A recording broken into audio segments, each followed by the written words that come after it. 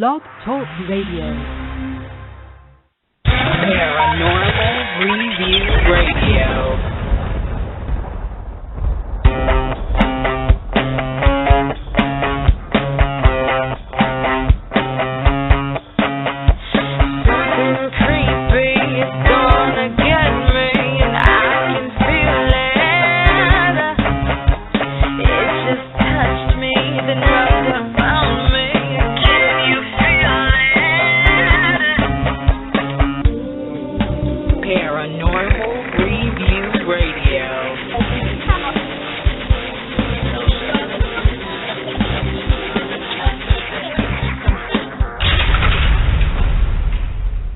Hello and welcome everyone. It is Friday night and you're listening to Paranormal Review Radio, the only radio show without commercials and with more great paranormal talk.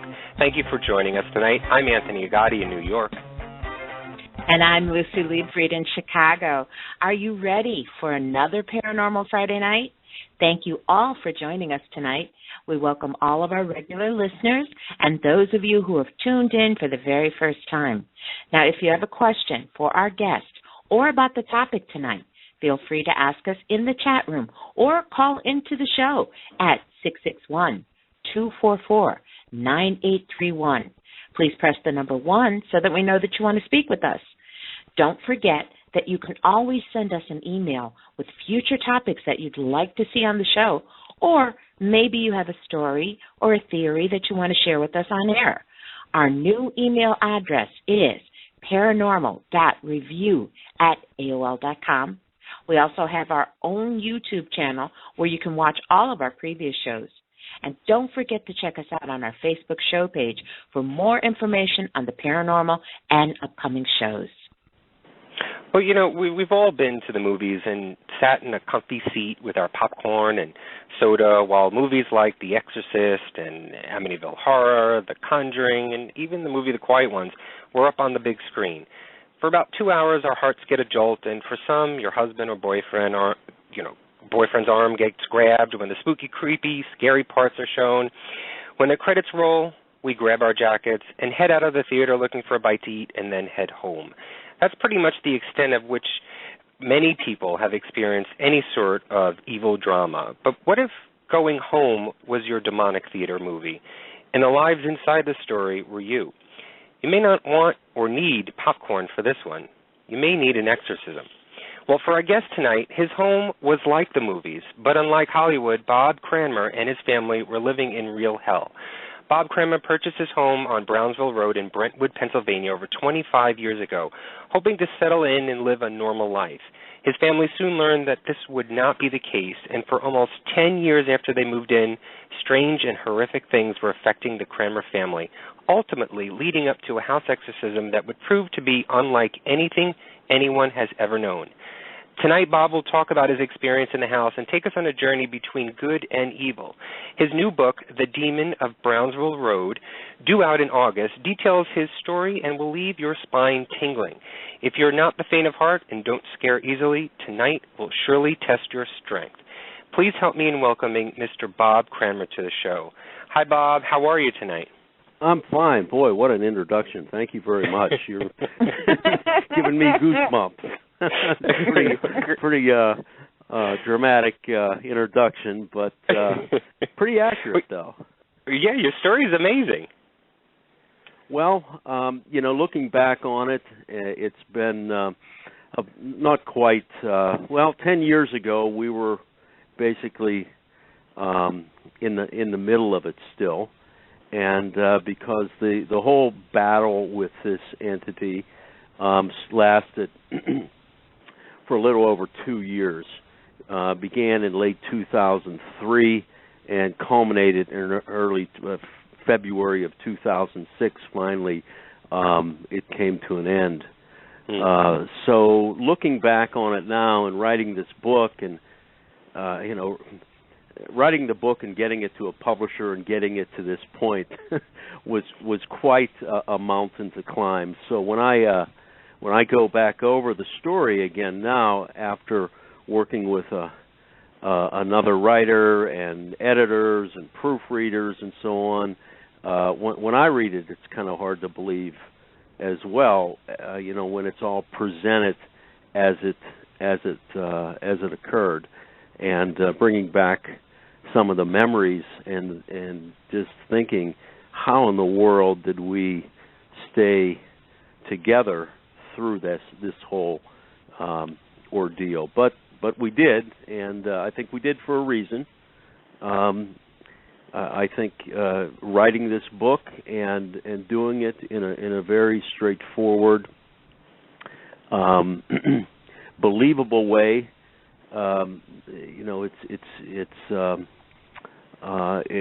It's written. There's certainly it's not sensationalized. The story certainly is sensational, but this didn't last for a week. It didn't last for 2 weeks.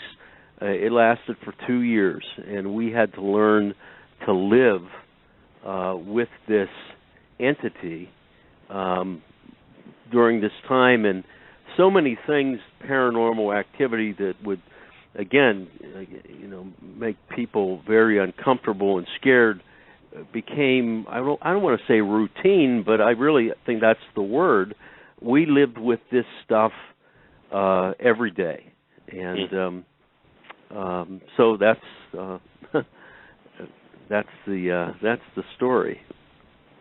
Well, Bob, first off, I want to say hello and thank you for joining us tonight. But, when I first heard about your story, I kept asking myself, why didn't they just leave? What was it about the home that compelled you to stay and to continue to live in that hellish experience? Well, I think it was more, about the home. It was my home. It was my house. And the book lays out a whole backstory as to how I was drawn to this house, really since my childhood. So when I finally came to own it, I was quite, excited. As a child, I always wanted to go in it, to look at it. And there was certainly, I've been told, something drawing me to the house, that this experience that I went through and my family went through, that it was some way, preordained. I don't know how all this works, but I think more importantly than the house itself was our faith, and my faith that that God is in control, and that ultimately good, when used in the correct way, defeats evil. And I was convinced of that. I believed that. I obviously still believe that. And I just wasn't going to run away from it. There was one point in time when I was initially talking to one of the priests that was assigned by the bishop to work with us, and he said, you have a choice to make. And it was similar, if you've seen the movie The Matrix, take the red pill or the blue pill. Right. Take the blue pill, you wake up in your bed tomorrow and you don't know any of this happened. Take the red pill, you go down the rabbit hole, so to speak. So he said, you can sell this house and move away, but I could not, in good conscience, do to another family what basically was done to us. I mean, the folks that moved out of the house, this wasn't something that began with us. It had occurred. They were bailing out, and they bailed out and left us with the issue. So my choice was either, to stay and to try to work with the church to cleanse it. I thought at times about burning the house down too. But we just had to persevere, and was it the right decision? When I look back and think about, what my family went through, what two of my sons went through in and out of psychiatric hospitals, my wife had at one point what amounted to a nervous breakdown. It was not easy, but ultimately everyone's fine today. Well, I want to give some background to your story. Now, I understand that you are the former Allegheny County Commissioner, correct? Yes. I was chairman of the board of the Allegheny County Commissioners from the year 1996 to the year 2000. And this battle took place after I left office. But, okay. There were some components of the story that were public, and I was a public figure and made the news at the time. It was not easy. But yes, to answer your question, yes, I was commissioner and a very public official. I mean, Allegheny County, the largest city in Allegheny County is Pittsburg. So, you have a 1.3 million population of the county and about 2.5 million in the surrounding metropolitan area. So it's a pretty big deal. Mhm. Well, you're also a former Army commander, son of a military officer. Did you grow up in a strict home? Well, and it's a good question because I review all this in my book. My father was a retired military officer. Strict, yes, but loving. I mean, I had two great parents, had a great childhood, and really I think the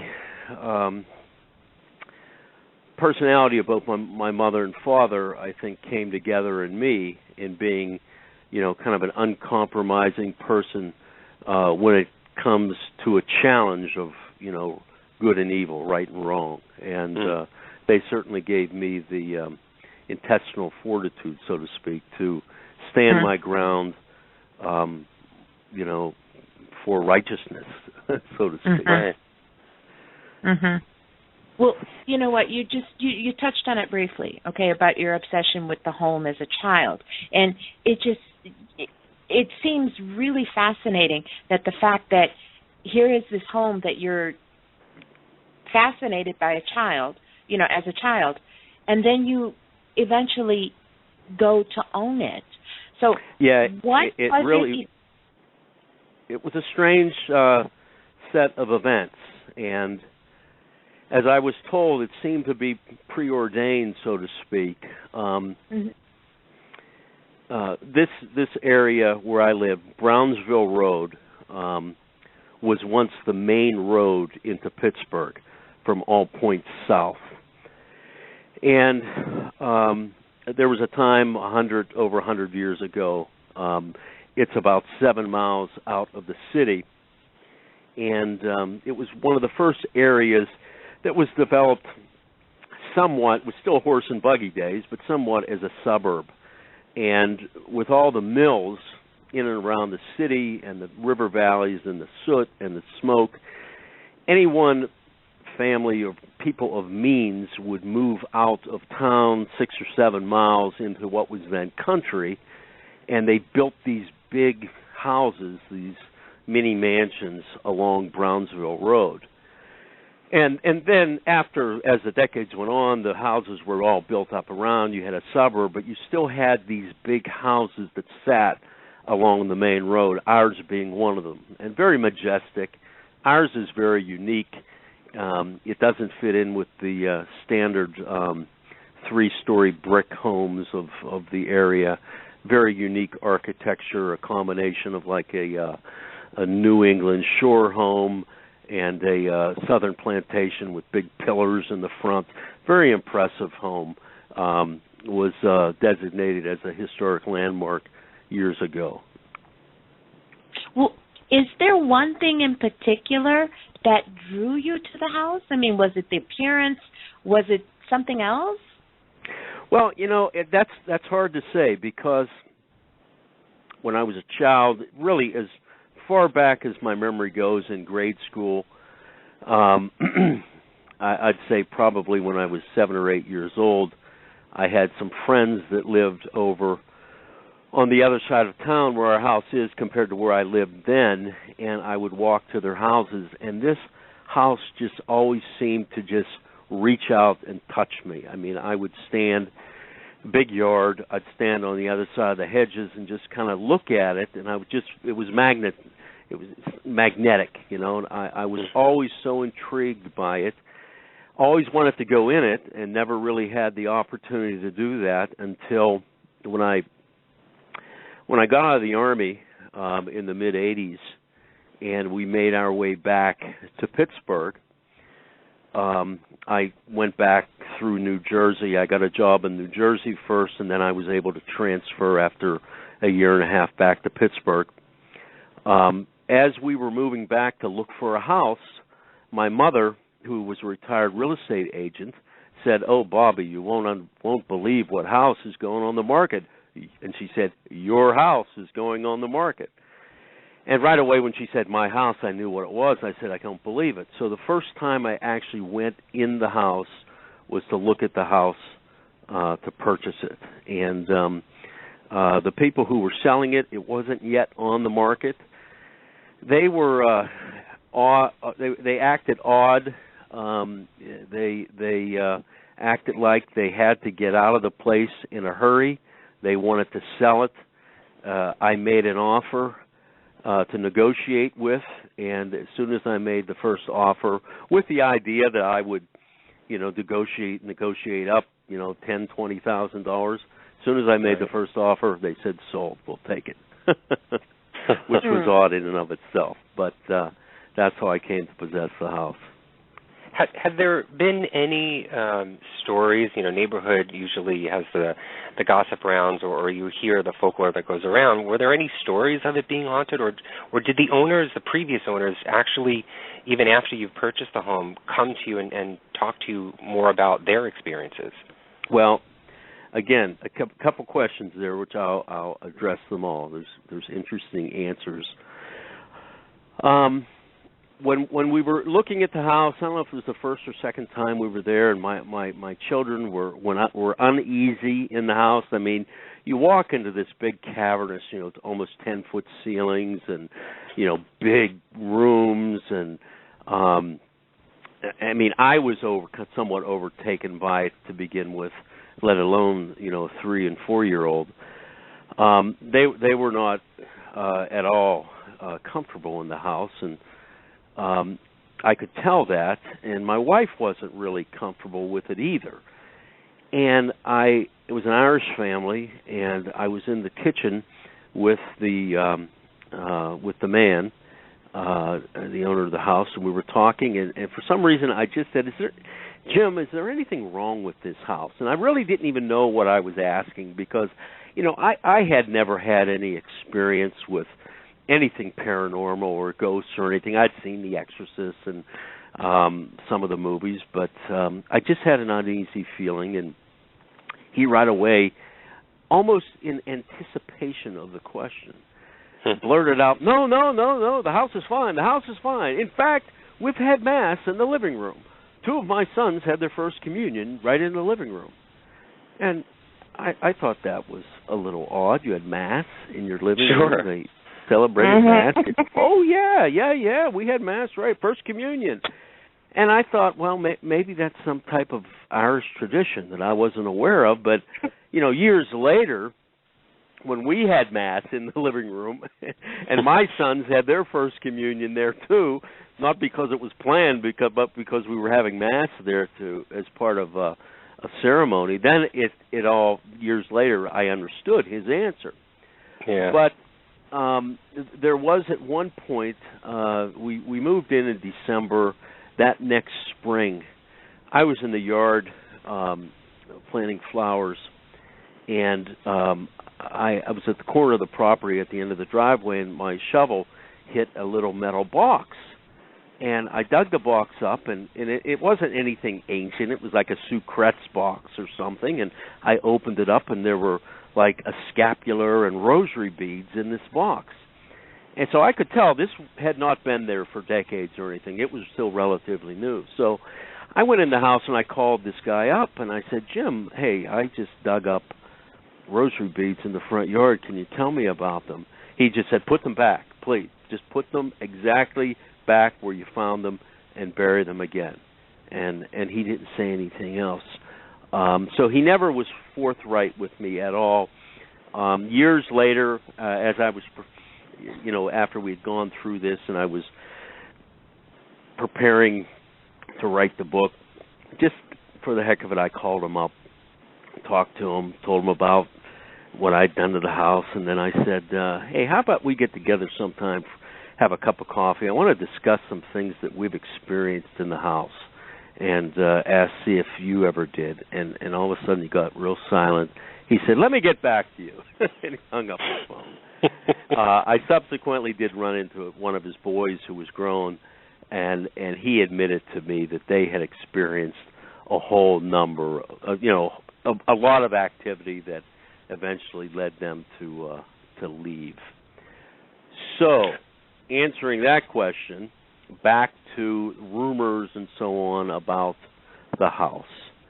At the time we bought it, no, I had not heard anything about the house being haunted or anything. There was another house across the street, like a block or so, that was always known in our community as the haunted house.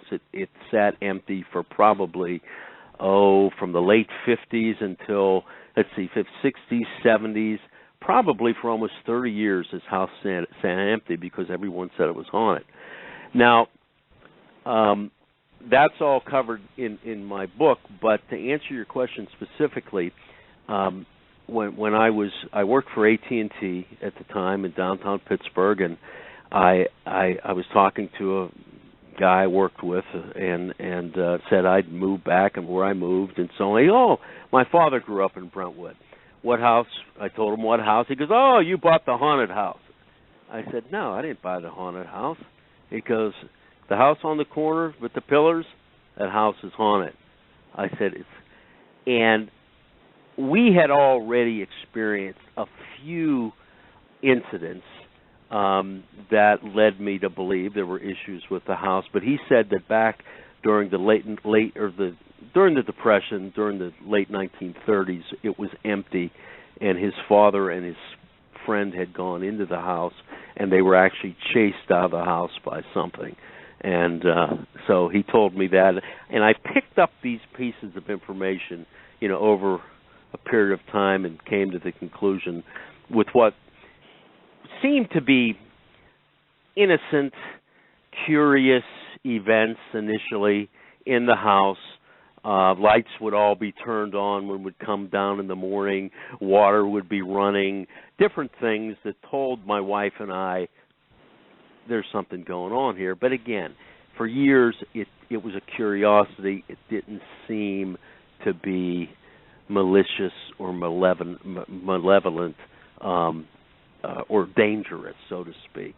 But slowly it built up and became vicious, so to speak. Would you still have purchased the home if you knew it was haunted or had some sort of strange occurrences in it?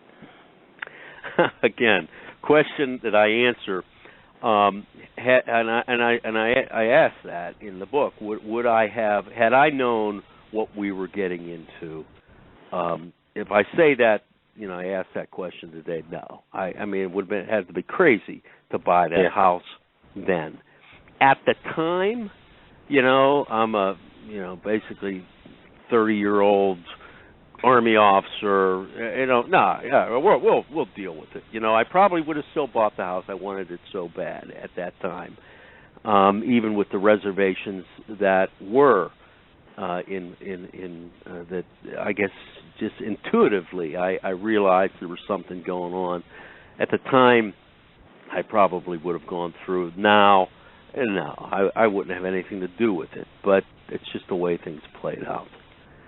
But it seemed as though, as you're talking about your childhood and being fascinated with the house and some sort of attraction, magnetic attraction to it, and you even just said it tonight, calling it your house, and finally getting to own it. It seemed as though you may have been destined to purchase it and, overcome whatever was there and finally, sort of rid of it, of whatever was lurking about.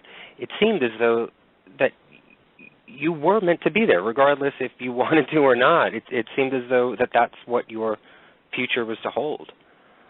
Well, that's right. And during this whole process, and I was working with 3 Catholic priests that were basically a team. Bishop Worrell, or the Bishop of Pittsburg at the time, Donald Worrell, he is now a cardinal, Archbishop of Washington, D.C., and very famous, and was involved with the selection of the last pope and so on.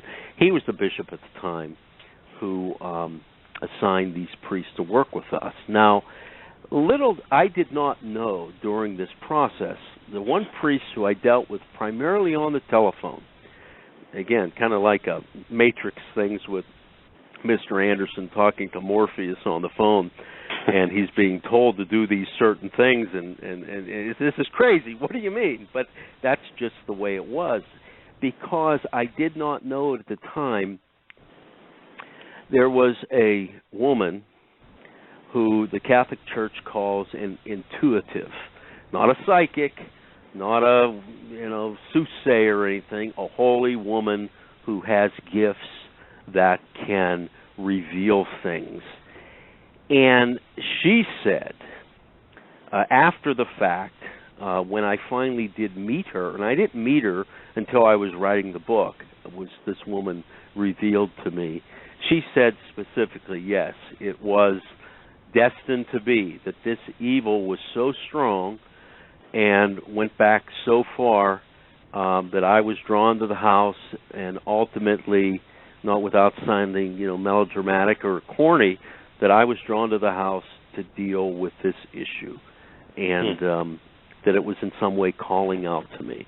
Now, some of your listeners might be saying, this guy's a kook, and I certainly might sound like one, but I hope that in the book that I wrote, I lay all this stuff out in a systematic way that seems to make sense. And that was one of the challenges that I had of putting all this thing.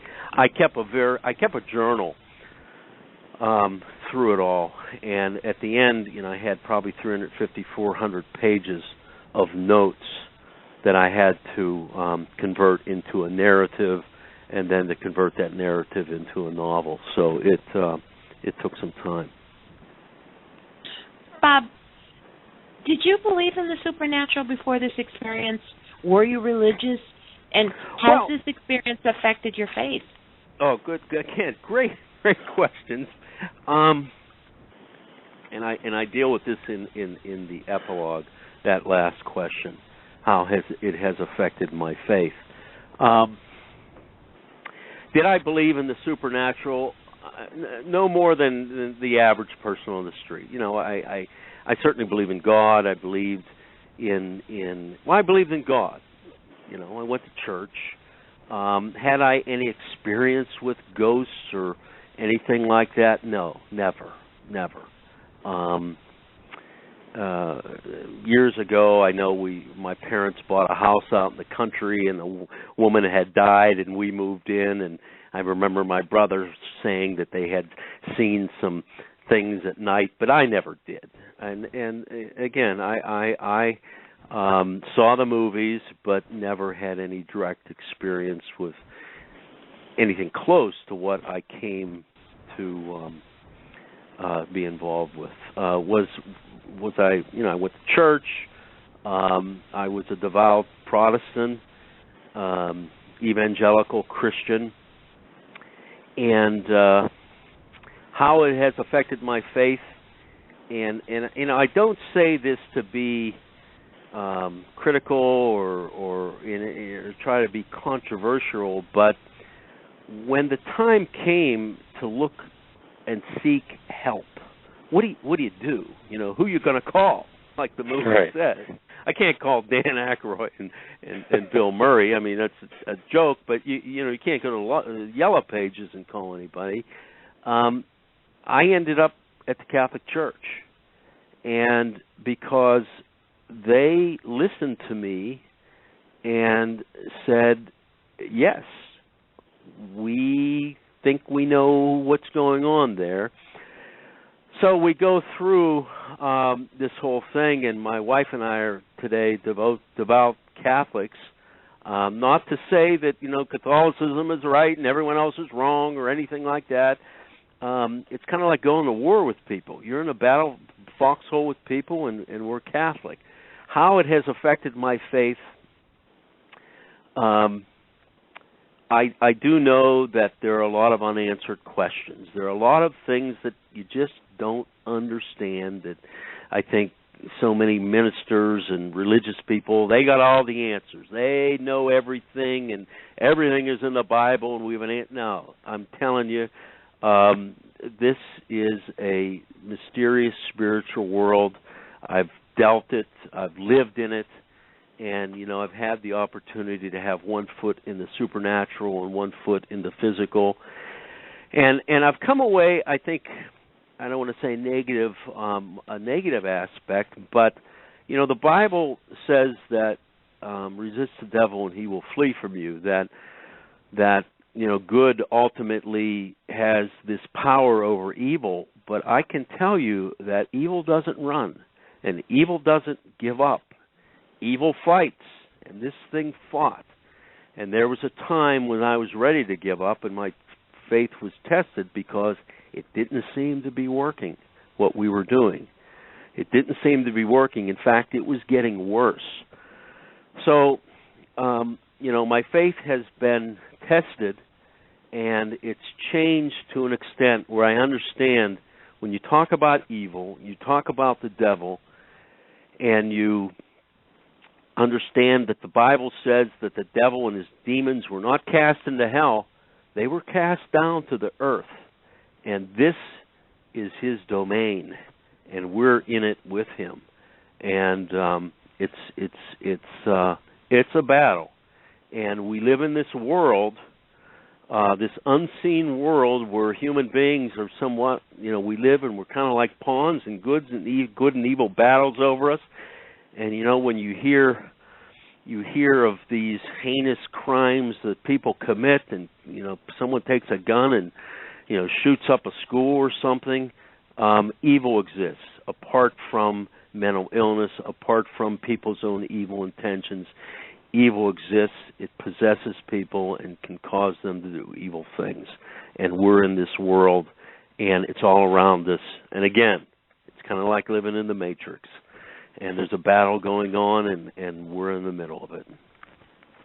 Well, you talk about your faith being tested, but were you, as a person, and as the story is truthful and honest, was the fact of this experience ever tested amongst your neighbors or the town, or maybe even on social media as far as its validity? What do you mean as far as... did you have a hard time with people sort of combating you and saying, you know what, I don't believe your story. I don't believe you're making it up. No. Well, I think this just comes back to how this whole thing played out. First of all, this just wasn't there. There are so many different people that were involved in this event and experienced what was going on in the house, whether it be my family, whether it be the priest, whether it be different ministers that were part of it. At one point in time, and I'm sure you're familiar with Paranormal State and Ryan Buell and his whole, that television show that was on for several years. At the time, before they were famous, and they were somewhat a paranormal club of sorts at Penn State University, they were not yet, in the media at all, but the church was preparing to have basically kind of a world-renowned exorcist by the name of Father James LaBarre come from New York.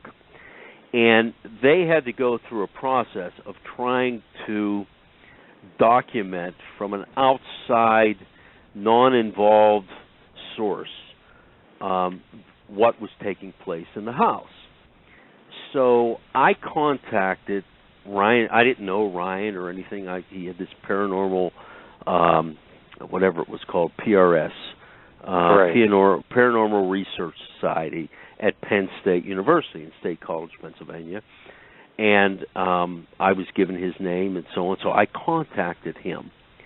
And sure enough, they came, probably about him and Adam Bly, who was a staff psychologist, and probably about 10 students and graduate students, and they came with their computers and their light meters and infrared, the whole deal, wired the house all up, and came 2 separate times. Some of them left before they were done because of what took place while they were there. We after they verified what was happening in the place, and I know that Ryan has said publicly several times, and even in People magazine, that it was the most terrifying experience he was ever involved with.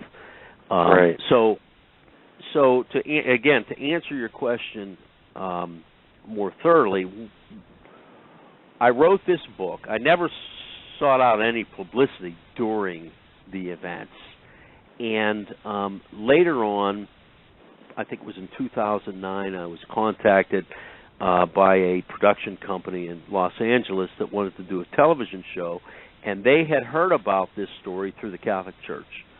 So they came and did a mini documentary on it that was called The Exorcist Files. It was aired in 2011 on the Discovery Channel. Didn't get a lot of feedback from that, but it did help me in publishing the book or getting a publisher. So finally, I get the book. We're finishing it up, and the publisher in late January of this year, Penguin, Berkeley Books of the Penguin Group, they put it on Amazon for pre-order.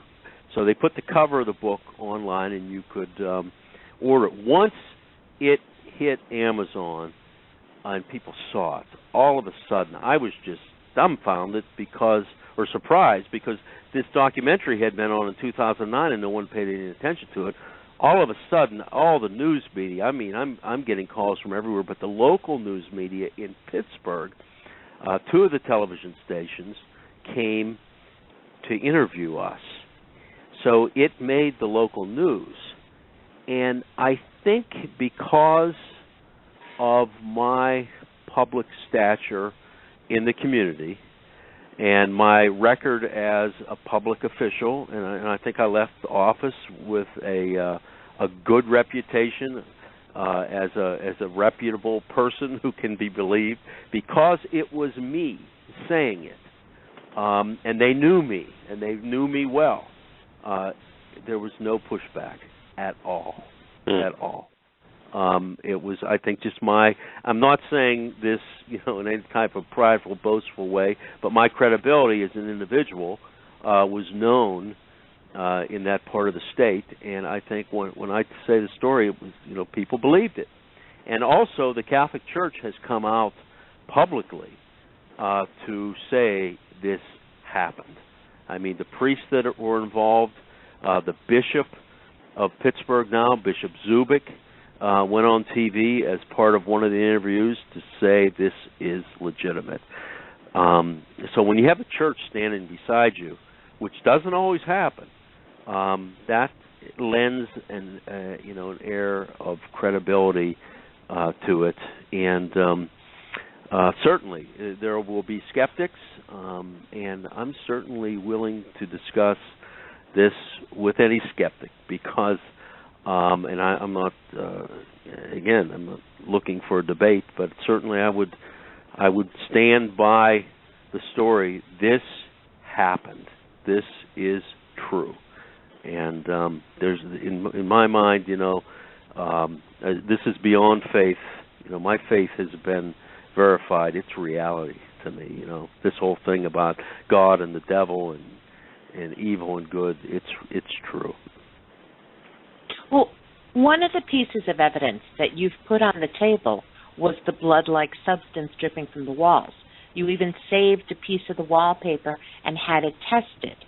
Can you tell us the circumstances behind this discovery, and ultimately, what is the answer to what it is? What it is, okay.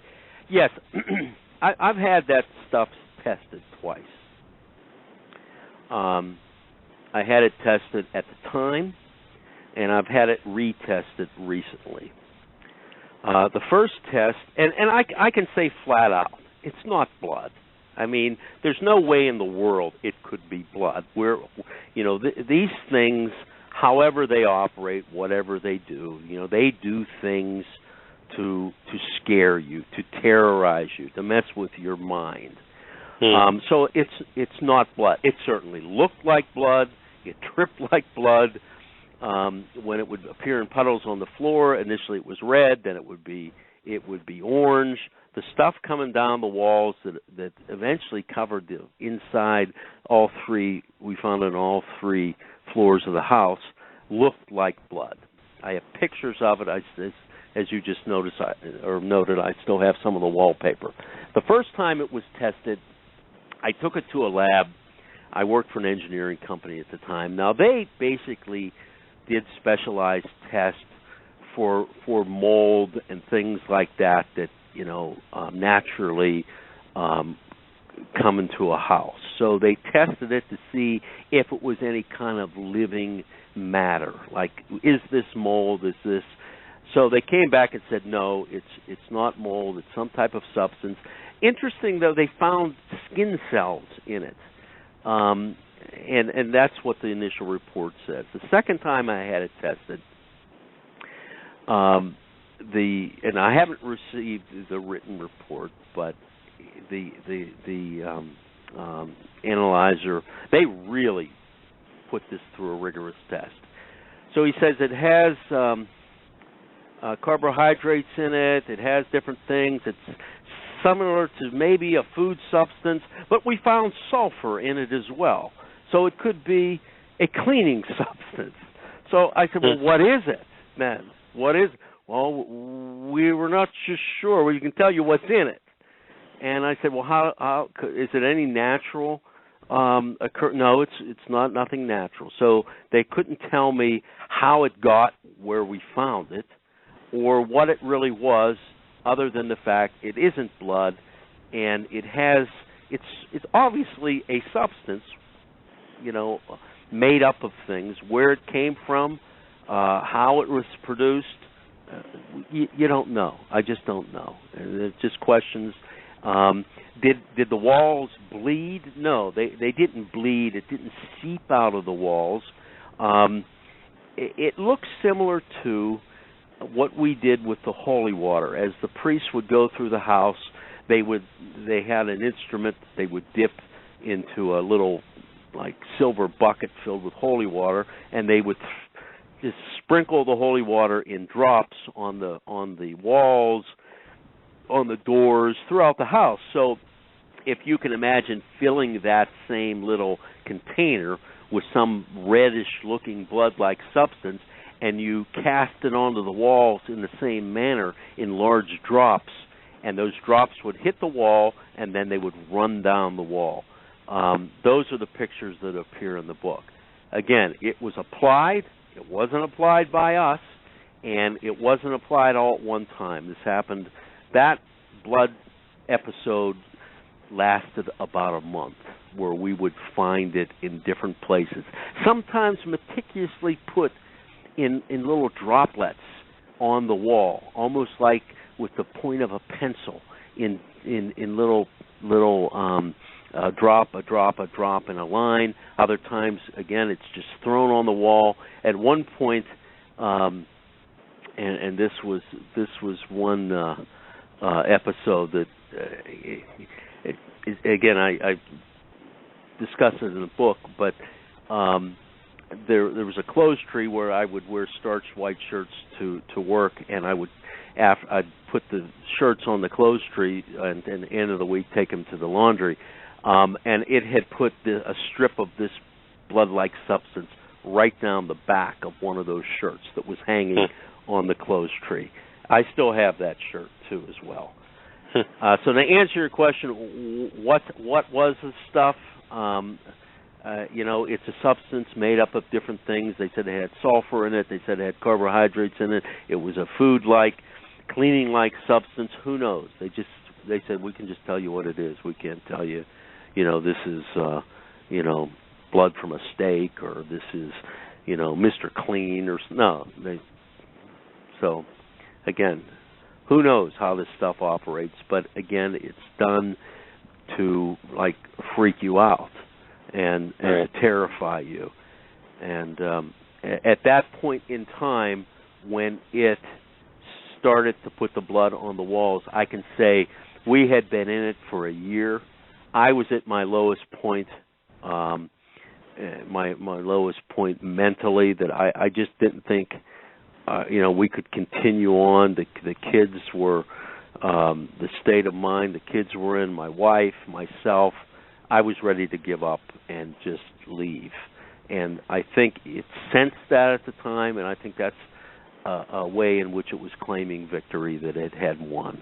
And it had the exact opposite effect. If anything, it energized us to get up and to continue to fight. Well, you just mentioned your family's mental state. And did you find that your family was struggling more, or did they go into depression, or just what happened to them? Well, okay.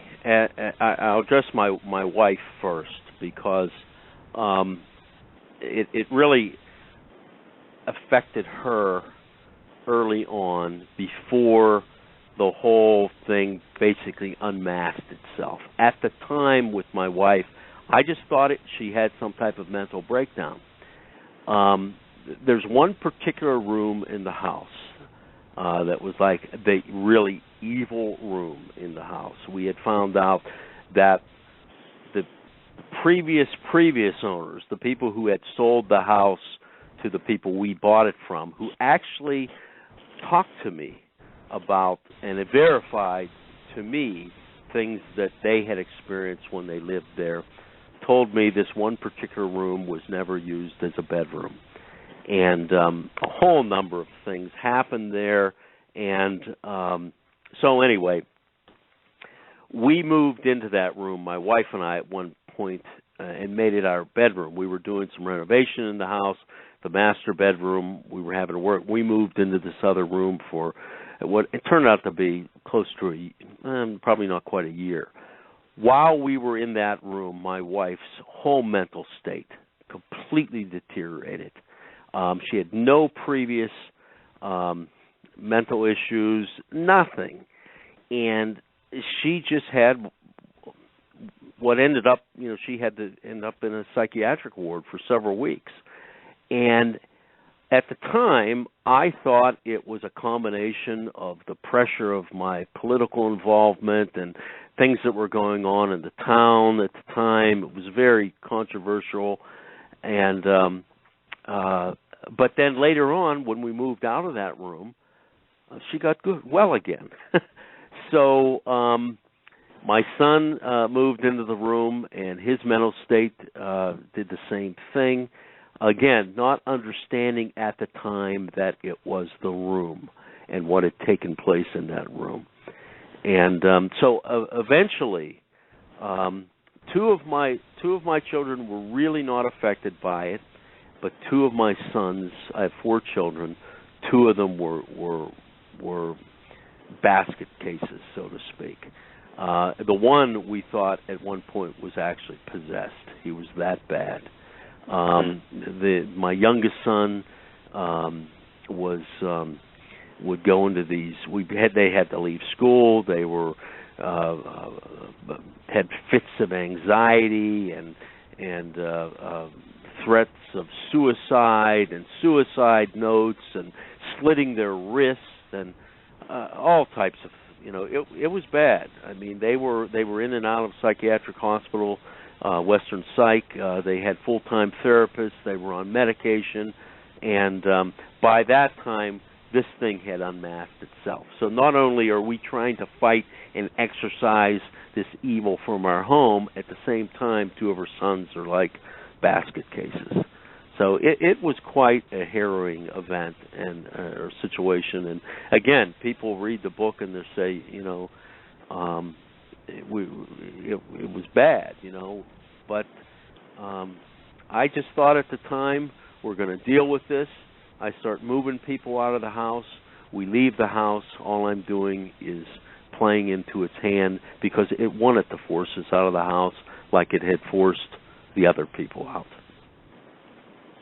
Well, your book is called The Demon of Brownsville Road, which I believe is sort of the culmination of your journal entries that you wrote while dealing with the ordeal. Which, by the way, I believe, is it still set to be released in August? August 5th. I know that Great. the publisher said that they're going to have advanced copies for the media in sometime in July.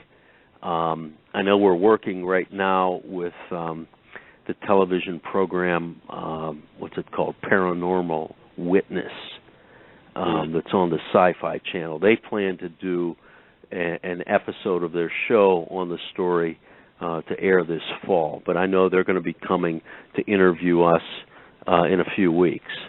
So, yeah, it's all kind of building to this summer. And, you know, I just... You know, I'm concerned. Obviously, my faith is still there. This is like, to me, it's like writing a book about the mob. You know, outing the mob. Certainly, the evil exists. Evil knows this is happening, but good knows it. You know, the Lord knows, and I don't think He, you know, would put us in this situation unprotected. Had you always felt that you would write a book about the experience, or did you feel the story just needed to be told once all sort of calmed down? Well, I kept the journal. In fact, it's funny, not funny, but at the time, you know, I was in politics, and I was very close friends with the mayor of Pittsburg. He's three-term mayor of Pittsburg at the time, Tom Murphy. And he's the one who actually went to Bishop Worrell. I mean, to get to the bishop is not an easy thing, especially for something like this. And he went, I think he met with the bishop to tell him what we were going through. And he told me at the time, he said, Bob, you know, you have to keep a record of this. Now, at the time, did I think it was going to be 2 years? I thought that these guys would come and do whatever they did and it would be over, you know, in a couple of weeks.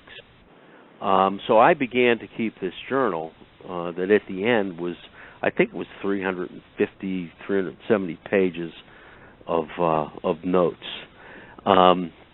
He told me, you got to write a book about this. You know, what I feel is that this story is true.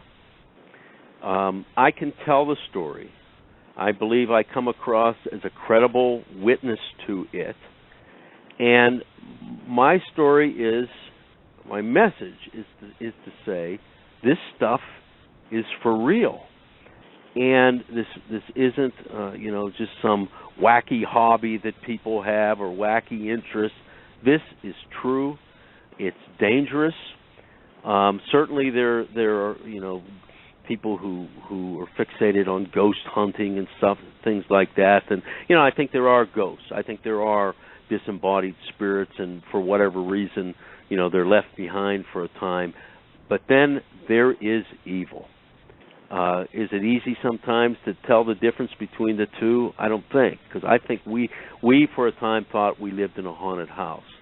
But this evil exists. And when it starts bending crucifixes in half, breaking them, and breaking rosary beads apart, and having this, you know, violent reaction to holy objects and blessed rituals and so on, to me that verifies, gives validity to, not only the rituals and the symbolism of what is holy, at least in the Catholic Church, and what is evil, and that evil is repelled by that, like holy water. Right. I would be in the presence of this thing. I mean, I would be in the room with this thing. And I could tell where it was. It would appear at times in different shapes and forms. But how it appeared to me on a regular basis as it tried to possess different rooms in the house, it appeared as like a pillar of stench that actually would move around the room. Now, when I say a pillar of stench, is that this smell was so vile. It was like a sulfuric burning rubber that just kind of got in your nostrils and stayed there. But it would not permeate the entire room. Like if you go into a room and you spray air freshener, or you go into a room and you light a piece of paper on fire and the smoke fills the room, you can smell it through the whole room. This was more like, say you're talking to someone who has bad breath. When you're close to them, you can smell their bad breath or their body odor, but they move a few feet away, you can't smell it. But if you get close to them, you can't. That's what this was like. And this thing would move around the room. And when I could smell it and I could tell where it was, I would hit it with holy water. And it would dart across the room, and I would have to go. My wife many times would be with me. It would be in this one particular room. We moved all the furniture out of the room, and it was like a battle. And it was a nightly thing that went on. And it was like this game that it would play. And my wife and I would go, and we would say the rosary interactively. We would have candles and different things, but mainly the holy water. And it couldn't stand the holy water. And again, for non-believers, it sounds ridiculous, but I can tell you, it works.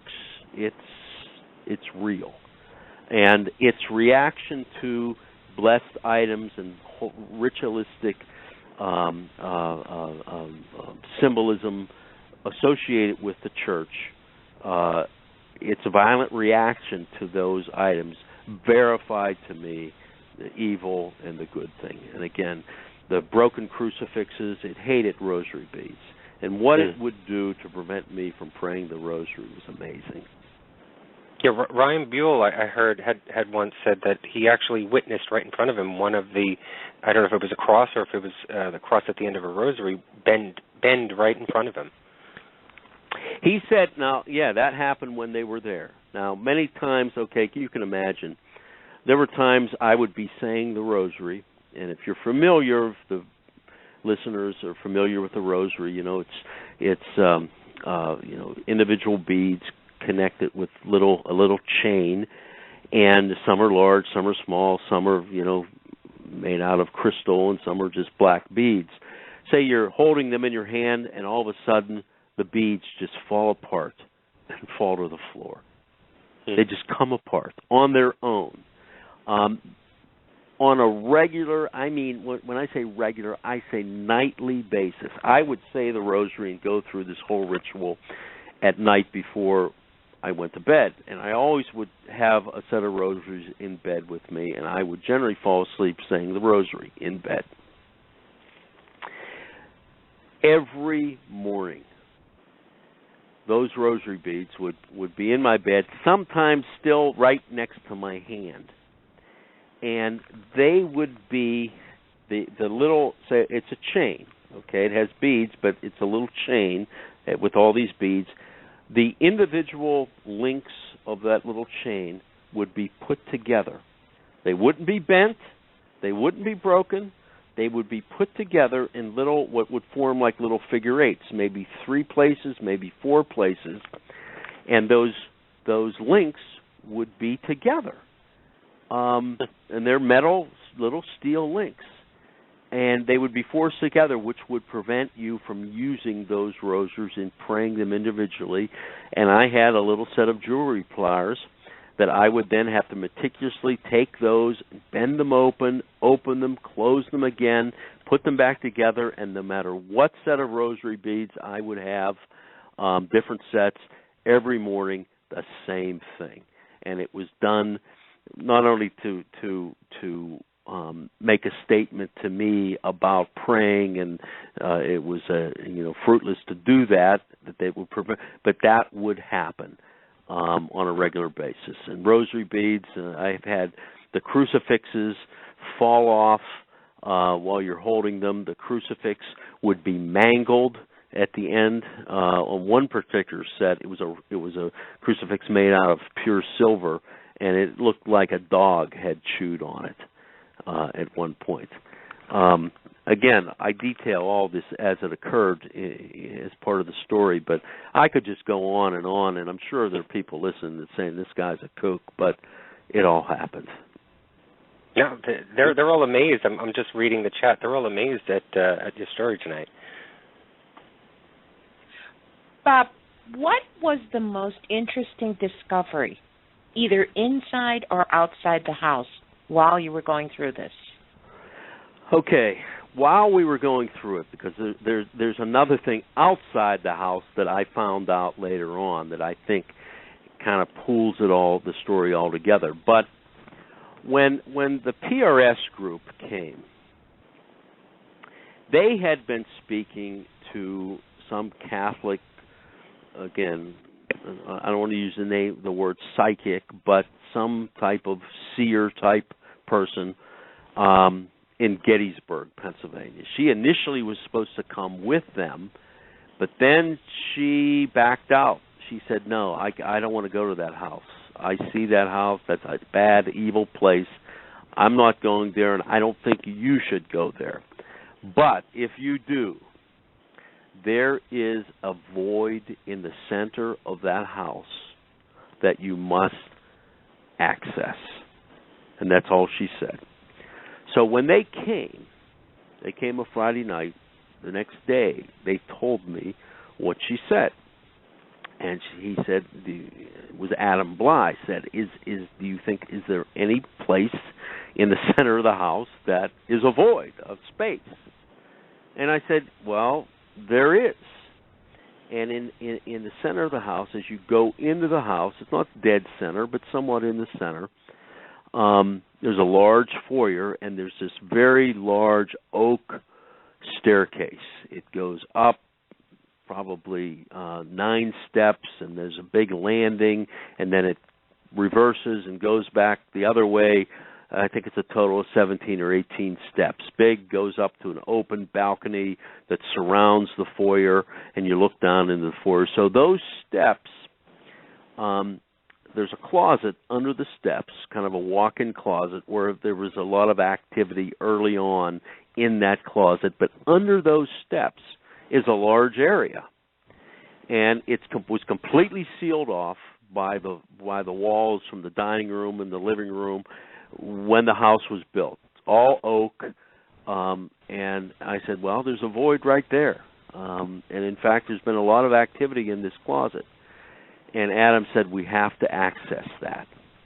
So what I was able to do, instead of cutting a hole in the dining room wall or the living room wall, inside at the back of the closet, as the steps slant down, the inside of the closet, the back slants down the steps, and there's an area of it's probably about 4 feet high, square, flat surface that was plaster and lath board and so on.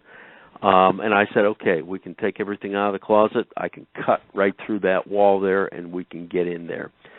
So I did that. It took about an hour, made a big mess, cut through the wall, and they went in initially, like detectives with flashlights on their foreheads and so on, and they found all types of stuff, personal possessions, things in that space.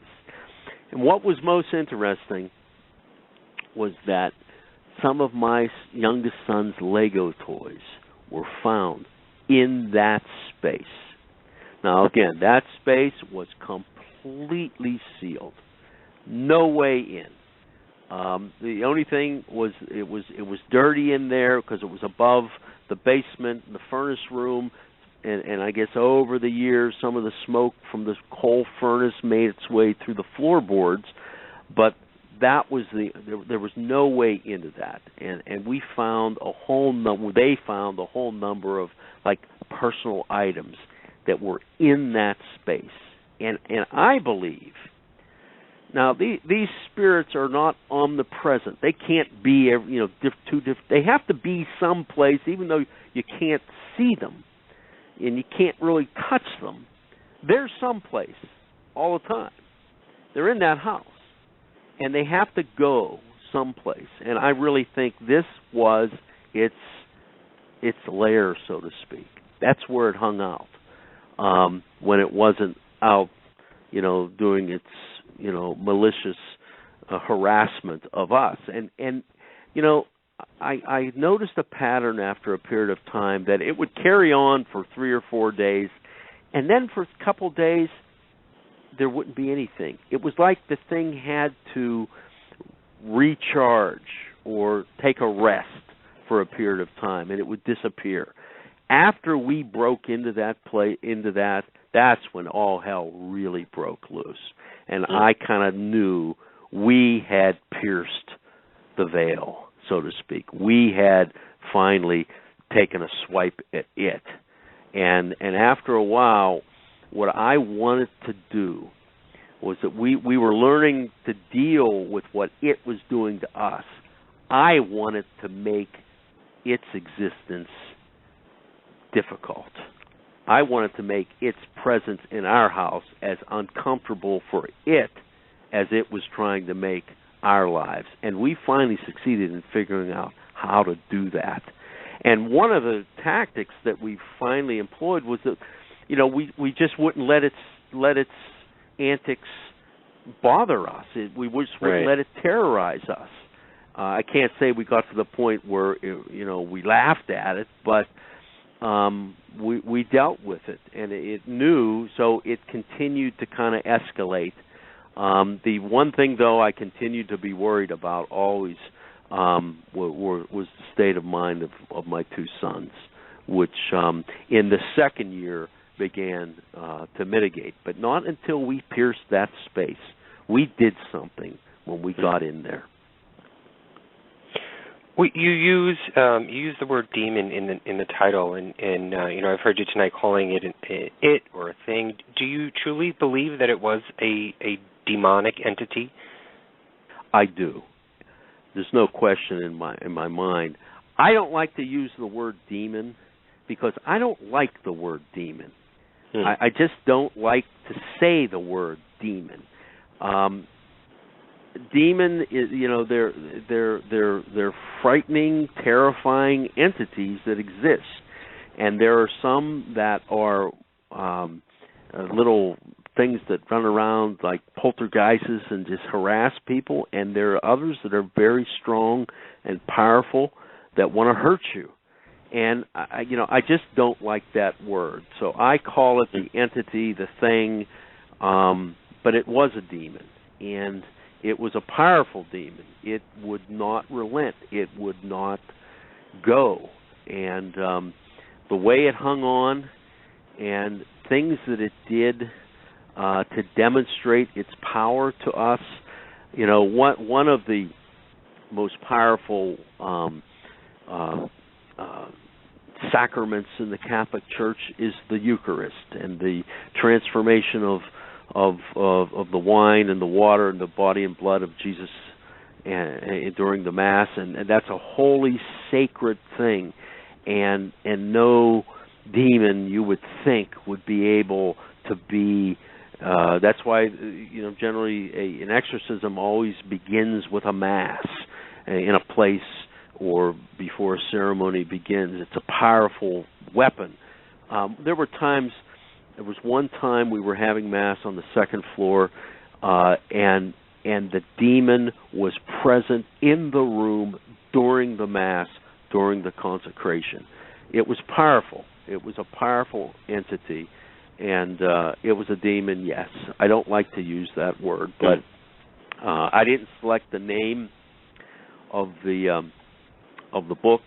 The idea was to give it a place name, a name that people could relate to, like Amityville. Right. So Brownsville Road is a place that was picked, and then to use the word demon. That's what it was, and I was reluctant to do that, but it certainly has had the impact of getting people's attention. That name.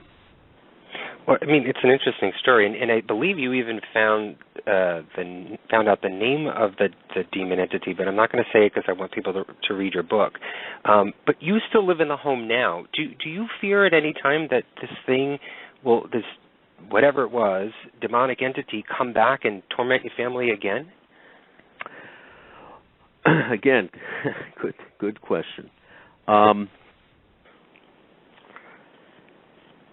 There's a story in the Bible, many stories in the New Testament. In fact, many more stories of Jesus and his apostles confronting and casting out demons than there are feeding the 5,000 or other miracles.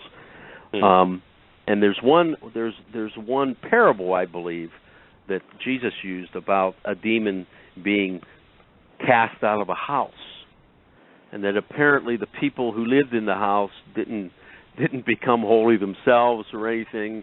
They didn't take the appropriate precautions, and the demon came back and brought 7 more powerful demons with him, or with it, I should say. So am I concerned? I'm certainly concerned. I think I'm concerned most because I'm telling this story. I really think there are angels posted around our house. I think there are angels that protect our family.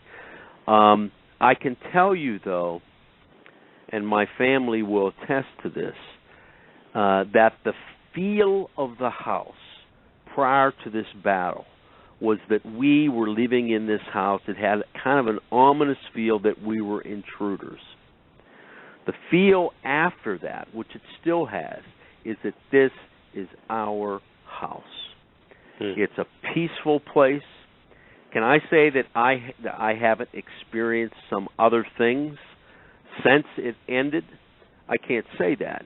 Father Labar, who sent to cease, said that every now and then something's going to happen. These things, they take another swipe. They see if they can come back. I call them run-throughs. One will come through and it'll do something, maybe a couple times a year, maybe. I've noticed some things here more recently. Again, this book is getting close. There's a lot going on. But still, it's clear that house is ours, and it's a peaceful house. I have 2 grandchildren. I have grandchildren that are there all the time, grandchildren that sleep there. They have no problems with it, like my children did when they were growing up there. So I believe that as long as we stay faithful, we stay true to our love for each other and our love of God, that he will protect us from the evil one and his evil forces, and I have no doubt that we're going to be okay. So I got to tell the book. I got to tell the story. I got to sell the book, but this is a story that has to be told, and I believe that we're going to be protected. Bob, you are a brave man, and the Cranmer family is truly the definition of strength. What advice would you give to someone who may be dealing with negative activity? Well, it's funny, I've just been talking to a woman who called me, found her. I mean, this is a lady who lives in another state, who heard me on some program, or some one of her friends did, and she searched the internet and she called my office. And she said, "Listen, I got the same kind of stuff going on in my house. What am I going to do?" So I told her, you have to go to your local priest. She did. The priest didn't believe in it. I said, go to the diocese. So I talked to her today, matter of fact. She has gone, made contact with I think the archdiocese. She's talking to some priests there, and hopefully it's it's going to be addressed. And I hope that this book, which is going to be read, I think, by a lot of lay people, but I think people in the ministry, not only Catholic priests and Catholic bishops, but I think Protestant ministers, like the minister of the church that I had belonged to when I went to him and I told him about what was happening in the house. He looked at me and said, I don't know what to tell you.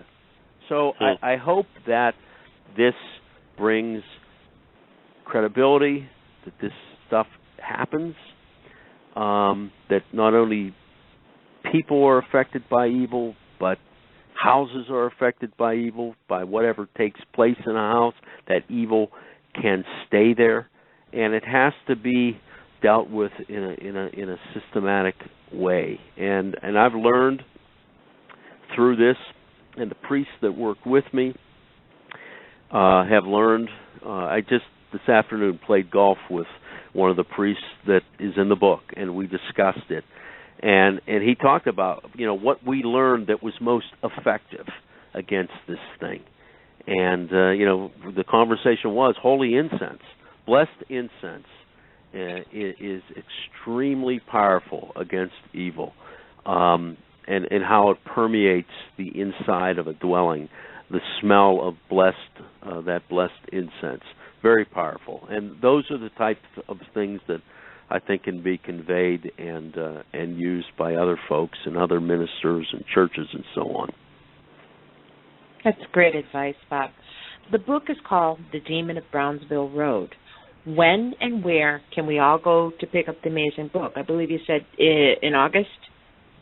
Yeah, well, it's released. It's released August 5th.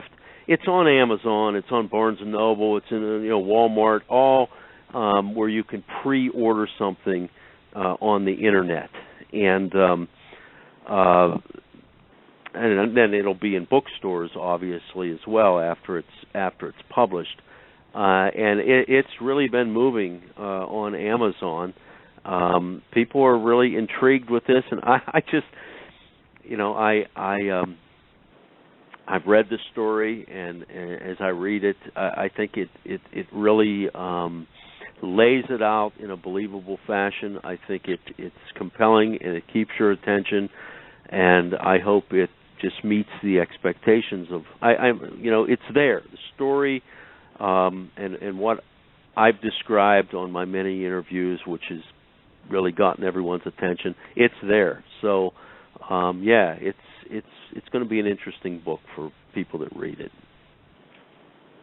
Will you be doing a book tour? Well, I guess, this whole thing really caught me by surprise, as I have been contacted continuously, and I've had Fox News came and they did a report, a 5.5-minute report, which is pretty long for a nightly news, that was then broadcast in different cities across the country. ABC did one, the local ABC affiliate that hit all the ABC stations. CBS did one. I know I've gone on the internet and found it on TV websites from Hawaii to New Hampshire to Georgia. So it's really been played. I know it made on the internet, Yahoo News, AOL News. I've gotten calls from Japan and Spain and England. So it's a story that this has all taken me completely by surprise. I have been able to manage this media attention thus far, myself and my office and so on. But I think I've talked to a company to have a publicist after it's introduced or after it's published to help me deal with the media and requests for either to talk about it or interviews or whatever. Again, I'm not looking, for fame and fortune. I had plenty of television time and radio time when I was in politics, and I've been on C-SPAN and testified in Washington D.C. before joined committees of Congress and so on. So being on the radio or being on TV really doesn't do anything for me. I've done that. I'm not looking for fame, and I'm certainly not looking for fortune. I just want to tell this story, and I can do that, and I'm willing to do that. And if people want to ask me questions, for the glory of God, I want to broadcast this message that good overcomes evil. Thank you, Bob, Amazing. for coming on the show. Thank you for having me. You know what? We have truly learned a lot tonight, and we hope that you and your family are finally able to live your lives together in peace. Hopefully, we can have you back on the show in the future.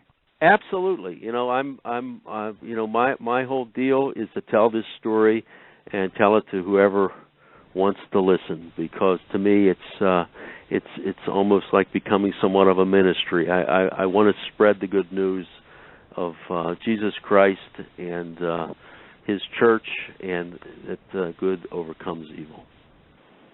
Well, Bob Cranmer, the author of The Demon of Brownsville Road, you guys should see that Amazon and Barnes & Noble, all over the Internet and in stores this August, I believe August 5th, so go check it out. Thank you, Bob, for coming on the show tonight. Hey, thank you so much for having me. It was a real pleasure. Great. Thank you. Have a great weekend. Okay, you too. Bye-bye. Bye-bye. Bye-bye. All right, folks, stick around with us because we're actually not over with the show. We always continue, and, Lucy and I always review things, so I don't want to lose people. So what did you think, Lucy? I'm almost speechless at this. I mean, I kind of read about, the preview of the book and what's gone on and with the research and everything, but to actually hear Bob speak about it and to speak about what is happening, and what I really like is that he talks about his faith and the battle between good and evil. It's not exactly the entity or whatever this thing is not really the main thing of the story. The main thing in this story, to me, seems to be the battle between good and evil. There's a couple of things that I just wanted to point out from the research that I've done, and from what we've learned during the interview tonight. And one thing I do want to say is I want to thank Jimmy Struthers in chat right now for making that point. And I hadn't realized it until he mentioned it in chat, that he kept calling this entity an it or a thing and not really calling it demon. And so it sort of possessed me to ask that question of him, which, thank you for giving us that point to bring up. But there's a couple of things that I sort of wanted to bring up. And whether this is devil's advocate I play or, I always like to bring both sides of the story to the table. Yes, that's me. Too. Yes, that's me. I think he's a great guy. I think he is honest. I don't think he is lying at all. I really don't think he is. I think he believes what has happened and what his family has experienced. I don't believe that they are making this story up. I don't know. I'm not a credited detective or anything like that. I don't know when someone's lying and fibbing and pulling the wool over. But I'm pretty good at first impressions of people, and I got a really good impression from him just from his conversation tonight. But with saying that, I believe that he believes what has happened. But one of the things that sort of piqued my interest in the story and doing research, and I had watched a lot of, not a lot, I think there was like 2 or 3, I'm sorry, there were news reports, and then there was like maybe 2 or 3 mini documentaries or mini short stories that were put on one of the channels, I think, on television, but also on YouTube itself. There were sort of videos that were created. And in one of the documentaries that I had watched, there was talk about the point when Adam Bly came in, the infamous exorcist. Everybody knows Adam Bly from the world, paranormal world, that when he came in to check out the home and sort of, try and get rid of this demonic entity, what they had done on previous occasions was to take holy water and splash holy water around the home, bless the home, sort of cleanse it and bless it. And in one of the documentaries, it pointed out that it was a couple of days after they had done this holy water blessing in the home, that's when they found this, this blood-like substance dripping from the walls. And so, the paranormal investigator in me, I put two and two together, sort of, without knowing anything about the story, and I haven't read his book. But, I put two and two together, and I'm saying, well, if they went around the home splashing this holy water,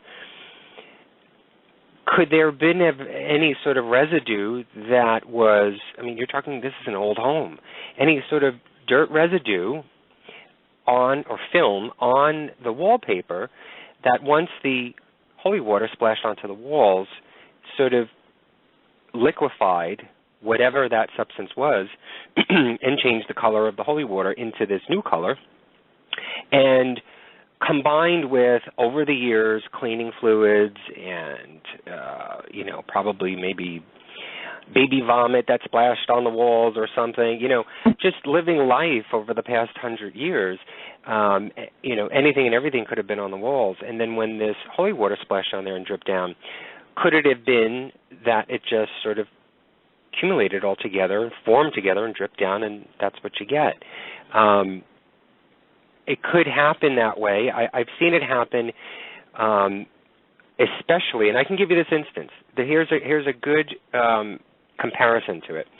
When New York was hit with Hurricane Sandy, I live in New York, so when Sandy hit New York, we were out. We did not have electricity or heat or anything for 2 weeks, and it's no secret I'm a smoker, and in order to get heat in the home, I had to boil water, and I don't recommend this to anybody. This is not what you should be doing. I boiled water on my gas stove in order to create steam and heat for the house, because otherwise I'd be freezing. I slept with hundreds of blankets and hats and gloves and then steamed my home that way, just enough to get me to be able to sleep, and I'd shut off the stove and go to bed. And in the mornings, or a couple of days later, I found these brown drip marks on my wall. And at first I said, well, what the hell is this? Is this poltergeist happening? And again, I put two and two together, and I said, oh, you know what? I guarantee you it's because I smoke, and it's the nicotine that's on the walls. And when you've got humidity happening in the home, it's sort of washing the walls, and it made these drip marks. Now, I'm thinking that when I hear this story and I watched that documentary, and I'm thinking, could that be that? I could be completely wrong. Again, I haven't read his story. I haven't read the book, so I don't know. But here's an alternative to the idea of it being something demonic. Could it have been something else? Could it have been that splashing of the holy water? I don't know. Well, I think the fact that he had it tested, and he had it tested twice, and the fact that they can't determine what it is. I'm assuming that if there's blood somewhere, it's going to have those characteristics. You're going to be able to identify it. Right, but he did say it wasn't blood. He did say it wasn't blood at all. And he did say, but see, he said the first time that they tested it, there were skin cells in it. So that, that's kind of weird to me. Well, you think, I don't know. Again, I'm not an expert on these things, and I'm not talking paranormal, but I'm talking about home improvement. I'm not an expert. So I'm thinking over the years, and here I'm motioning like people can see me doing this. Watching you do this. I know. You rub your hands on the walls. You're touching the walls. There could be your dead skin cells attached to the wallpaper or the sheetrock that's there, and it could be that way. I don't know. I'm just trying to think of other alternatives to try and debunk them, to help me believe the story and help the validity of it for me, for my perception of it. Not for anybody else. This is only for me. Well, one thing I found interesting is the fact that the Catholic Church actually accepted this. I kind of want to see what their criteria was at this time and what swung them towards the fact that they agree that something happened. Well, you don't know the story about Jim Wagner, who was the previous owner of the home, and whether or not they called the Catholic Church. So it could have been, like the complaint hotline. They just got so many phone calls from this one location that we got to send somebody there now. Right. It's just, it's a very intriguing story. At this point, I agree. I do believe that Bob is he's not lying. No. In his own world, something did happen. Now, whether or not it is a demon, whether or not it is something that can be called that, I really want to read the book. I want to find out what exactly is in his journal. What did they truly go through? Mm-hmm. One of the interesting things that, and he didn't mention it, and I'm not going to mention it either, but there's one piece of evidence that they found in the wall of the closet when he was talking about breaking open that wall and finding items, from, and we even mentioned it because it was on the news already, that they found a piece of Lego that belonged to one of his kids in that wall, but it also had older items in there from previous owners. But there's one piece of information, there's one piece of information that was in that wall that led them actually to rid the home of this entity. And if you don't know what it is, you probably could catch it online, but it's most definitely, I'm assuming, would be in his book because it was pivotal in the sort of cleansing and getting rid of this demonic entity from his house. Well, I do want to mention to the fact that we did reach out to Adam Bly to see if he would come on the show to talk about this. Because I'm very curious to find out what his perspective on the whole thing is. Bob mentions, in some of the write-ups and everything, Bob mentions about when Adam walks into the house and that. But I truly would like to know I'm really very curious as to what convinced the church that this was something serious. It could have been many things that turned up. You've got Ryan Buell, who was within PRS, who I know at the time, was not on television, but did have connections. And their branch was all over the place. And if you've watched the show, you know that they have a heavy religious sort of background tone to their shows. And so I know, and from our interview with Ryan Buell, it was that way. He did have a lot of communication with the Catholic Church and with members of the Catholic Church. And who knows, it could have been, his help as well in sort of bridging that gap between the two and helping facilitate it even faster. Well, I'm still kind of speechless at this whole thing because I can't imagine staying in this home. I do understand if talking to Bob, his resolve. Definitely, he was going to fight. He was definitely going to fight. But the thing that happened, when it's happening to your family, you want to protect your family at all costs. And it's just frightening to think what his wife and his two sons actually had to go through during this. Well, we before we get into that, we do have a caller that I want to bring on before it starts to get a little closer to end of show. But hello, you are on the air with Anthony and Lucy. Who's this? Hey, this is Constantine. How are you? Good. How are you, Constantine? Hi, Constantine. Oh, well, just making the natives restless as usual. I was listening to what you were talking about. I'm a reverend deacon, which basically is like a lay minister. basically. In our Orthodox Greek is not Jewish. We're pretty similar to Catholic. You know, don't have to go on that. That makes it simple.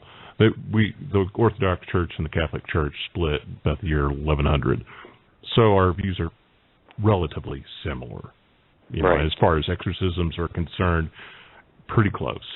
You know, and I would say number one, here's a real easy thing about blood or anything else that came out of a human body. Get a black light. If it's blood, if it's human in nature, it will glow. If it does not glow, it's not blood.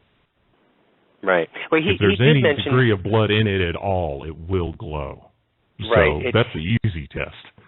Right. And he did, I mean, I think the news reports were calling it a blood-like substance. I don't know for sure if he called it blood, but even tonight he mentioned it definitely was not blood. It was not that substance at all, and he said he got it tested twice. Yeah. But that's a way of, you know, if you think something is blood, you know, that without question is a test that you can, you know, other things that are not blood will glow. Sure. But, you know, anything like, for instance, up until not too long ago, most paintings, it was really hard to get a really good white color. So anything that has titanium, for example, in it, it's going to come up white. You know, the thing that said that pieces of fabric that have been bleached white will turn up white. But, I mean, it'll glow. You know, if you've ever been if you've ever used black lights before, you know what they do. You know, it's also a good way to find out, you know, if your kids or whoever isn't cleaning off countertops really well, because there's still dirt and everything on the surface. And well, you know, being it's a demonologist. That's one of the first things I do is just I run a black light over, you know, the surfaces and just see what you can see. You know. So you being of the faith, and I believe you've listened to the show tonight and to Bob's story. What are your thoughts on the activity? Well, there are charlatans everywhere, you know. And Ronald Reagan borrowed the saying, you know, trust but verify. And number one, don't mess with this stuff. It's not fun. It's not games. It's serious. This demon is trying to make you sick and make you. You know, deny Christ, eventually come to that point. I mean, that's all there is to it. They're fallen if you're a Christian, you know, and I am, you know, that's what demons are, fallen angels, and they hate God, and they hate you because God loves you, and they want to hurt you. Right. You know, demons and ghosts are two different things. You know, I you know, from my perspective, just from what I know, and I don't think anybody's really an expert because, you know, unless you know the mind of God, which people don't. You know, you can't ever say for sure about anything. But the thing is if it's a ghost, it's a spirit that hasn't crossed over.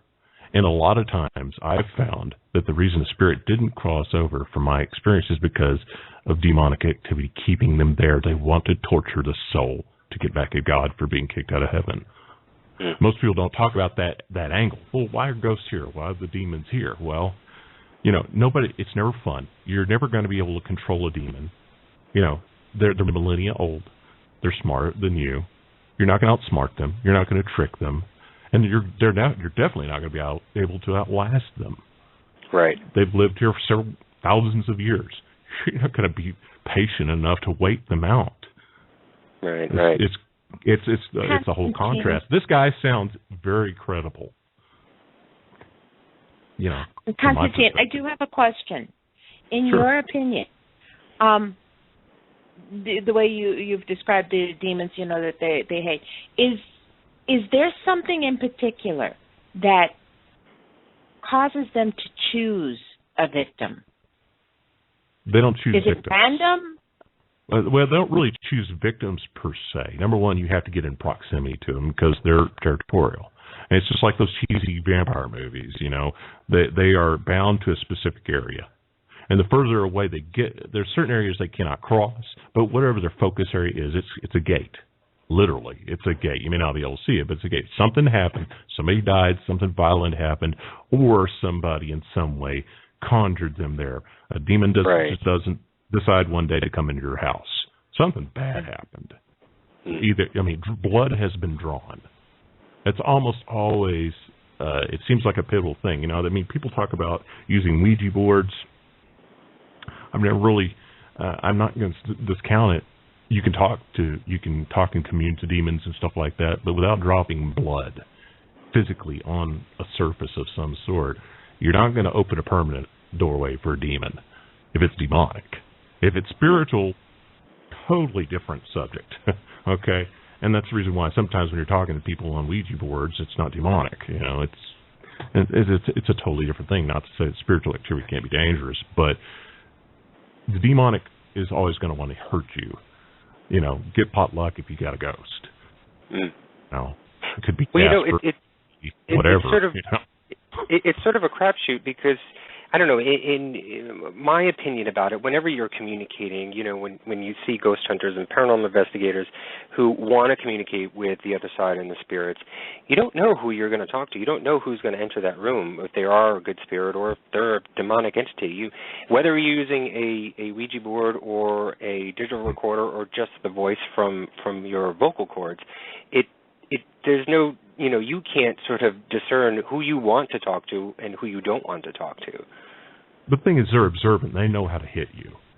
That's right. The important thing. You know, some people that for whatever reason, for one thing, it's not per se that a demon can affect somebody that doesn't believe them, but there are certain people that have a state of mind where they just don't have the propensity over time to be broken down by the demon, and the demon knows it. So yes, per se, you know, in other words, like, it depends on the demon. Everyone's different. Every demon has a name, you know, and if you get involved in exorcisms, and I'm not going to get involved in it too much because I want somebody to try it, but, you know, right. Knowing what the demon's name is really, it's really hard to exorcise a demon if you don't know its name, you know, at least from the perspective that I've seen it, you know. It can happen, you know, but sure. Something practical that anybody could do is, number one, don't try to fix it yourself because you can't. You know, faith is great, but the thing is, you need to get somebody that, you know, you had termites in your house, you're going to sit there and try to fix it yourself, you're going to hire a professional. Same right. thing. Mm-hmm. You know, don't play with it. You know, burn sage. I know it sounds weird, but get you some sage grass, and burn it. See if and this is a pretty well-respected thing among even people that are among Wiccans and people that practice witchcraft and all that stuff. Sage, for some reason, burning sage is a kind of grass, seems to stop spiritual and demonic activity for a while, at least while it's there. See if that changes it. You know, there are a lot of. I'm a skeptic because the thing is, there's a lot of things that can be explained by natural stuff, like you're talking about tobacco, for example. That happens. If you smoke in your house, you get your walls wet, yeah, it's going to get this little brown stuff on the walls. If people right, smoke, right. especially if it's an old house, even if you don't. Right, exactly. Right. You know, well, and nobody's an expert on this, and nobody knows it all. You know. That's exactly right. Thank you, Constantine. Dan, thank you for calling in. That was great advice. Thank you. Yeah, I just wanted to make sure that I wanted to drive this thing home. This is not fun. This is not something that you want to deal with. You know, kids, don't try it at home. Call a professional if you think you got a demon in your house. It's not fun and it's not games. It's there to hurt you. Without exception. There's not such thing as a nice demon. Right. Thank you so much, Constantine, for calling in. I appreciate it. Yeah, it's my pleasure. Yeah. Thank you. Take care. Well, you know, he's right. I mean, this isn't a game, and we've said that many, many times. This isn't something that you walk into lightly and just play, you know, watching Ghost Adventures or Ghost Hunters and saying, oh, I can do it. You know, this isn't a game. And as you've heard Bob talking about tonight, he lived through hell. You know, whether you believe it or not, his story is pure torment. And I'm sure that he did not want to create this for himself just so that he can write a book and be famous.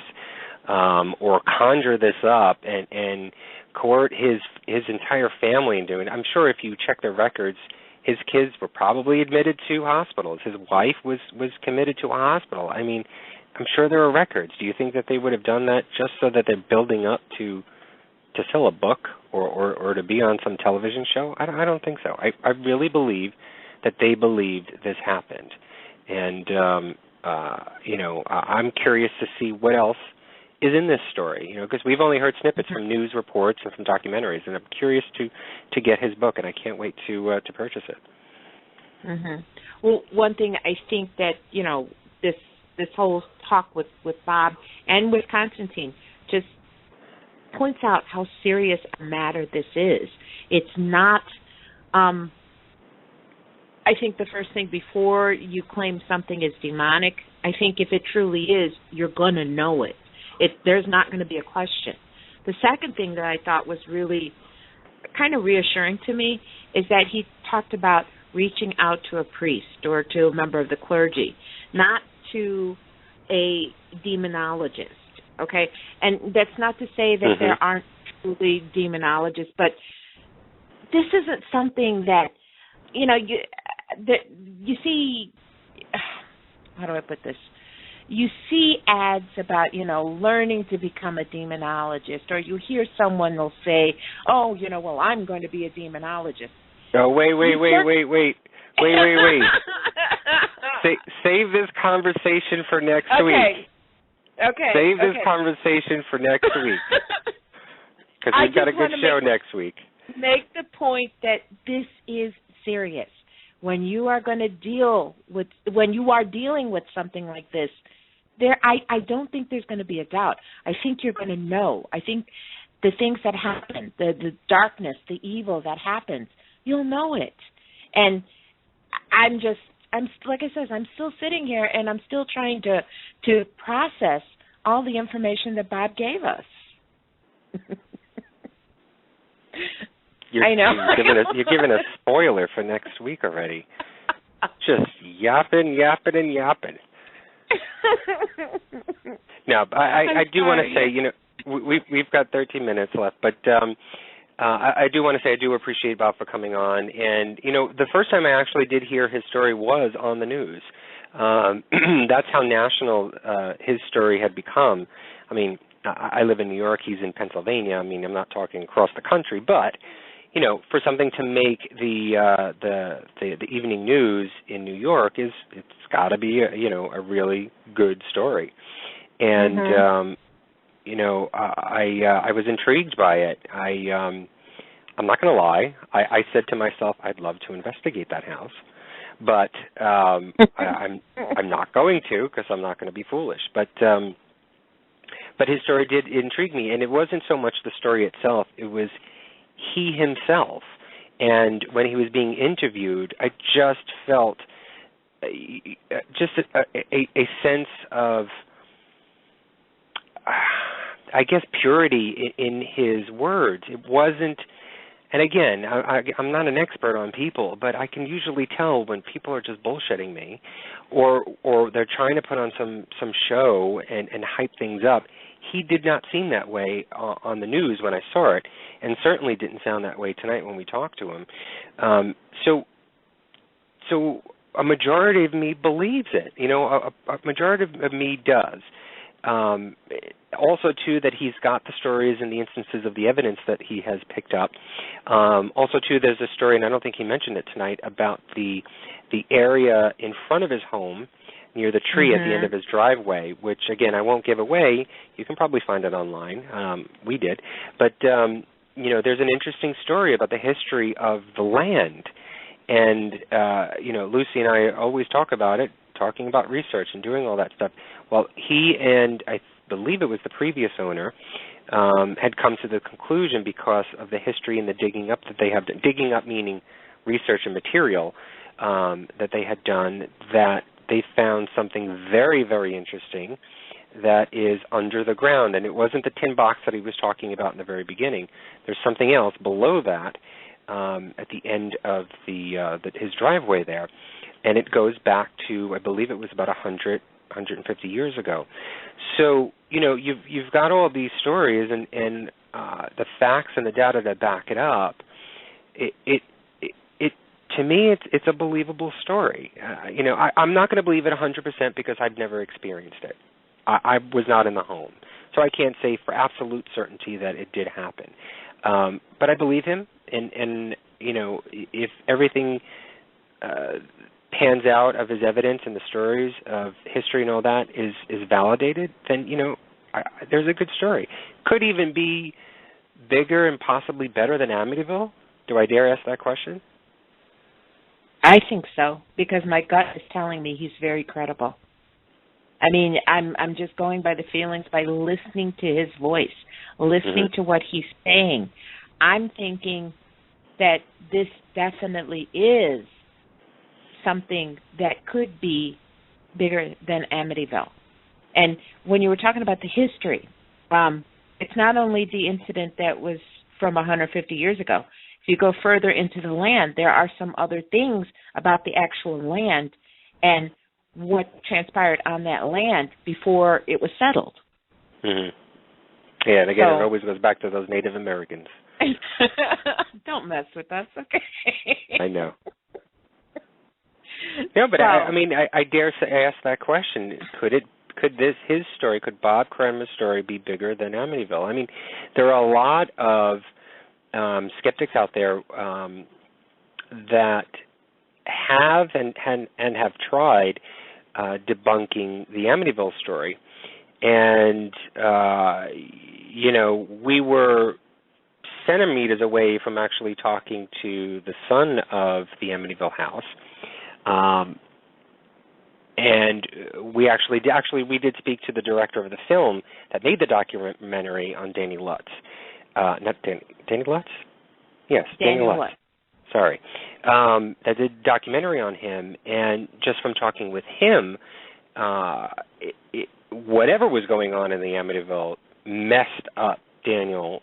I mean, till this day, he's in his, I think, late 40s, and he's still, I mean, he's a great guy, but he's still not right in the head. And so whatever was going on in that home messed him up, whether it was spiritual or demonic or just, a dysfunctional house. Something was going on there. But there were skeptics that have proven things that sort of lead to the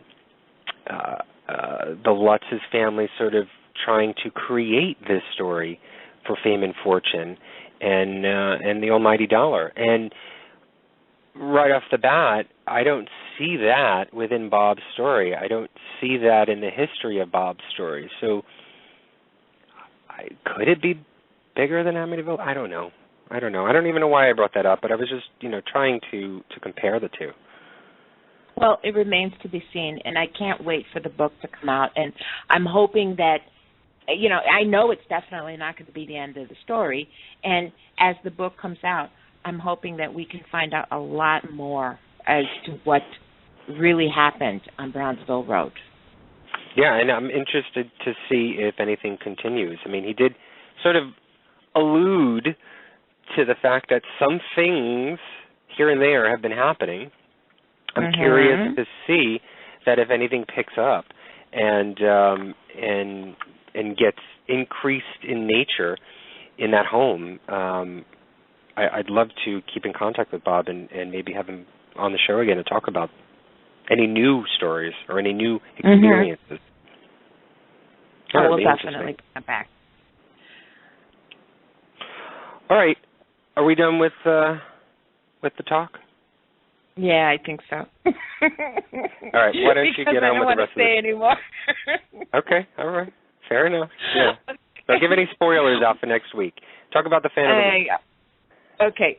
The Paranormal Review Radio Fan of the Week this week is two fans. It is Tito Koklu and Angelique of Colorado. Tito likes Paranormal Witness, Ghost Adventures, and of course she likes Paranormal Review Radio. Tito sent us a wonderful story of a connection that she made with one of her pets that passed on after we did the Rob Gutro show. So we want to thank you for sharing that with us, and we want to thank Angelique the cat for listening to the show too. She sent us this cute little picture of Angelique, and Angelique listens to the show.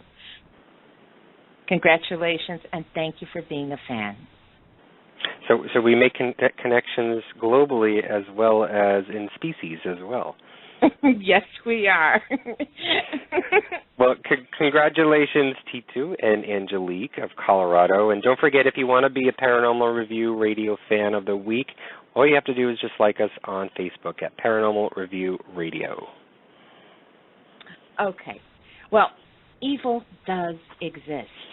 There are so many people who deal with negative forces daily. While they may not speak of it openly, they live with the terror that such things bring. Now, before we claim something is demonic, we need to stop and look at what's really happening. While many immediately claim the activity is demonic in nature, one thing is very clear. If you meet with evil, you will know it. Never be afraid to ask for help. Talk to a priest, a pastor, rabbi, a member of the clergy for advice. You are not alone. Rely on your faith and the power of the highest being in your life, whatever name you know that higher power as, for only good can triumph over evil. We want to thank Bob Cranmer for sharing his story with us tonight. We hope that he and his family remain safe and sound now and always. Okay, so now can I talk about it? Yes, now you can talk about it. Okay, so where are we in the paranormal? Every week there's countless posts and photos and recordings, comments, and believe it or not, drama that all pertain to the paranormal. Are we all on the same page? If you look at what's out there, it doesn't seem like it. As many good and honest people are involved, there seems to be an abundance of people whose motives may not be the best. Now, are we finding the answers that we are looking for, or are we spending too much time trying to further our own agendas rather than a common goal? Next Friday night, we are going to look at the paranormal field. Just what's wrong with the paranormal? What do you think?